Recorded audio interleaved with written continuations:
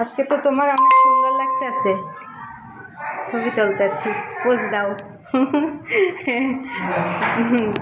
বামাত দিয়ে দিলাম, ঠিক আছে।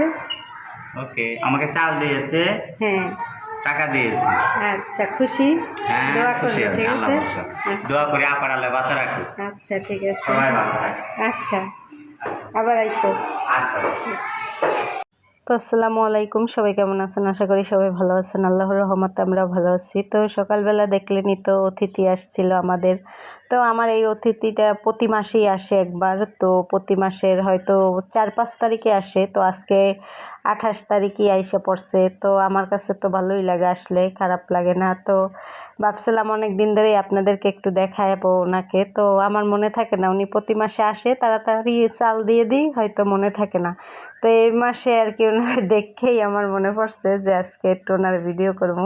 তো ভালোই, উনিও কোনো আপত্তি করে নাই, দেখলেনি তো অনেক সুন্দরভাবে কথাবার্তা বললো। তো উনি প্রতি মাসেই আসে আমাদের বাসায় চাল নিতে। তো ওনার এক পট চাল দিছি, আর হচ্ছে টাকাও দিছি 10 টাকা। তো উনি ওইটাই খুশি, প্রতি মাসেই দিই। তো ওই যে এখানে রান্না বাড়ার জন্য এসে পড়ছিলাম, কাটাকাটি করতেছি। তো আজকে হচ্ছে পাতাকপি ভাজি করব, আর হচ্ছে মটরশুঁটি দিয়ে আর কি কাতলা মাছ ভুনা করব টমেটো দিয়ে। তো এখানে কাতলা মাছ নামাই ভিজাই রাখছিলাম আমি। কাতলা মাছের পিসগুলো দেখেন মাশাল্লাহ কত বড় বড়। তো আমার এরকম বড় বড় পিস না হলে আমার মানে মন ভরে না। তো আমি এক টুকরো মাছ খাবো, তাও একটু বড় বড় সাইজের খাওয়ার চেষ্টা করব। আমার কাছে তো গুঁড়ো মাছ একদম ভালো লাগে না, কারণ আমার সবসময় আমার বাবার বাড়ি থাকতেও আমার বড় বড় মাছ খাই অভ্যাস। তো আর স্বামীর বাড়িতে মানে শ্বশুর বাড়িতে ওই রকমই মানে খাওয়ার চেষ্টা করি। তো এই যে মাছে হলুদ মরিচ দেখছেন, হলুদ মরিচ লবণ মাখাই নিতেছি। তো এই মাছগুলো আমি ধুইছিলাম, তো ধুইয়ে আর কি হলুদ মরিচ লবণ মাখাই নিতেছি, এখন ভাজবো বাজার জন্য। তো বললামই তো আজকে পাতাকপি ভাজি করব। বাড়ি থেকে যে পাতাকপি দিয়েছিল ওইটার অর্ধেকটা নিছি, আমি অল্পই নিছি, কারণ খাওয়া হয় না, রোজার দিন তো, এই জন্য বেশি একটা খাওয়া হয় না।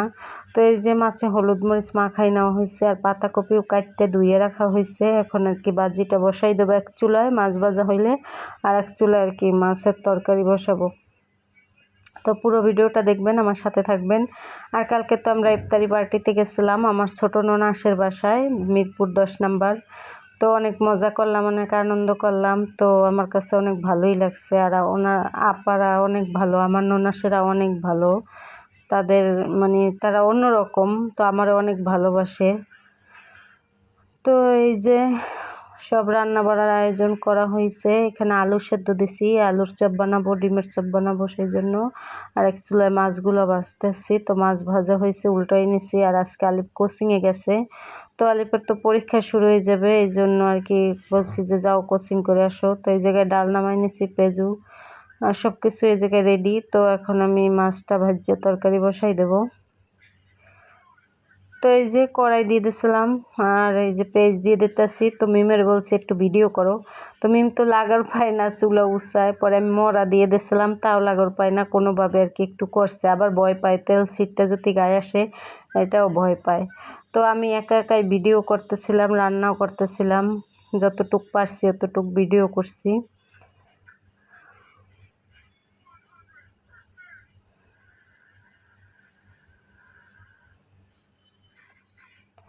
তো এই যে পেঁয়াজ কাঁচামরিচটা ভাজতে আছি আমি।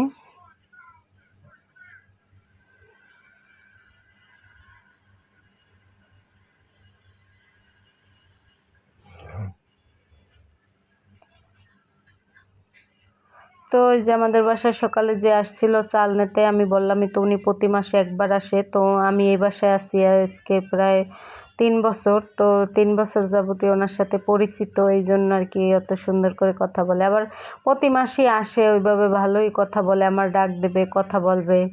তো আমার ব্যবহার ভালো, অনেকগুলো আছে, আবার অনেক মানে খারাপ ব্যবহার করে। তো আমার কাছে ভালোই লাগে ওনারে। তো এই যে রসুন বাটা দিয়ে দিছি, আদা বাটা।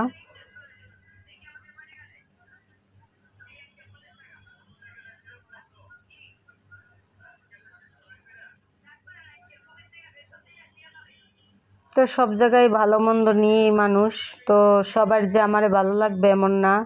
আবার আমারও যে সবাইরে ভালো লাগবে এমন না। তো কেহুর দেখা যায় আমারে ভালো লাগে না, আবার মানে আশা করি মানে আল্লাহর রহমতে মানে 1000 মানুষের মধ্যে হয়তো আমাকে একজন আর ভালো লাগে না, কিন্তু আমাকে আশা করি আর মানে 999 জনেরই কিন্তু আমারে ভালো লাগে আল্লাহর রহমত। তো সবার ভালো লাগবে এটা নাই বা লাগতে পারে, তো যার ভালো লাগলে লাগলো, না লাগলে না লাগুক, তা নিয়ে আমার কোনো মাথা ব্যথা নেই। আমি আমার মতো থাকি। আমি সব সময় মানে চুপচাপ থাকতে মানে পছন্দ করি, ঘরের ভিতরে থাকতে পছন্দ করি, সব সময় ঘরের সংসারে কাজ করি আর বাচ্চাদের সময় দিই, এটাই আমার জীবন। আমার ওই যে আছে না অনেকে আড্ডা মারে এইটা সেইটা, ওইটা আমার ভালো লাগে না। তো এই জন্য হয়তো অনেকের কাছে আমি ভালো না, তো নাই বা হলাম ভালো, সবার কাছে ভালো হইতে হবে এমন কোনো কথা আছে? তো এই যে মরিচের গুঁড়ো দিয়ে দিছি, কথা বলতে বলতে আদা রসুন দিয়ে কষাই একটু পানি দিয়ে দিছি। তো এবার হলুদ মরিচের গুঁড়ো দিয়ে দিতেছি।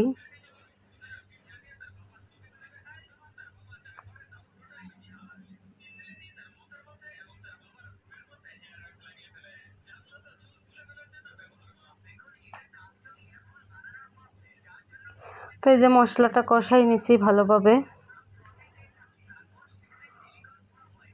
তো মশলার উপরে তেল উঠে গেছে, দেখেই তো বোঝা যাইতেছে অনেক ভালোভাবে মশলা কষানো শেষ। আর এখানে ডিম সেদ্ধ করে রাখছি, ডিমটা সেলতে হবে, ডিমের চপ বানাবো।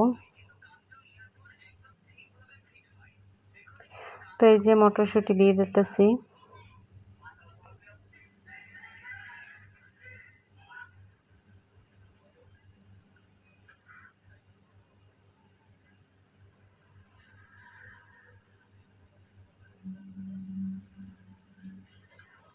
তো এই যে মটরশুঁটি দিয়ে টমেটোগুলো দিয়ে দিতেছি ভালোভাবে। মশলাটা তো আগেই কষাই নিয়েছিলাম, তারপর এইগুলো দিয়ে একটু কষাবো।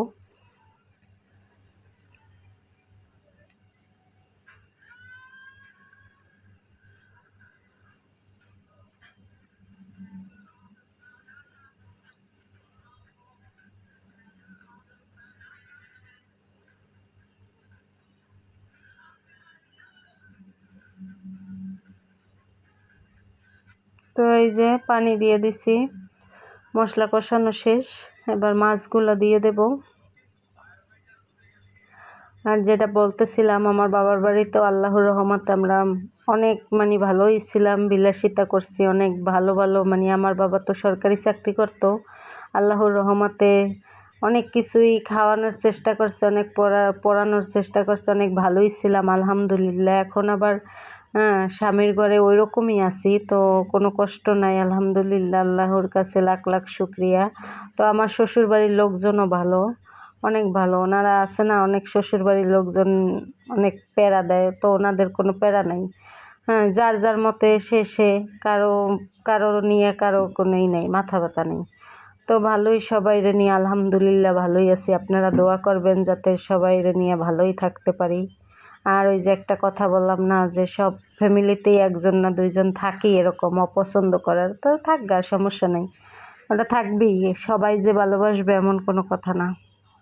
তো যদি 20 জনের মধ্যে যদি 19 জনই ভালোবাসে, একজনে যদি না ভালোবাসে, তাতে কি কিছু যায় আসে বলেন আপনারাই? তো তাতে কিছু যায় আসে না। তো এই যে পাতাকপি বসাই দিছি, আর এই জায়গায় মাছ বোনাটা হয়ে গেছে। তো আজকে আমার মাছ বোনা কেমন হয়েছে অবশ্যই কমেন্টে জানাবেন। আর বাইরের ওয়েদার দেখেন, রোদ উঠতে গেছে, অনেক রোদ উঠছে। আর হচ্ছে এই জায়গায় ইফতারির জন্য সব কিছু রেডি করে রাখা হয়েছে।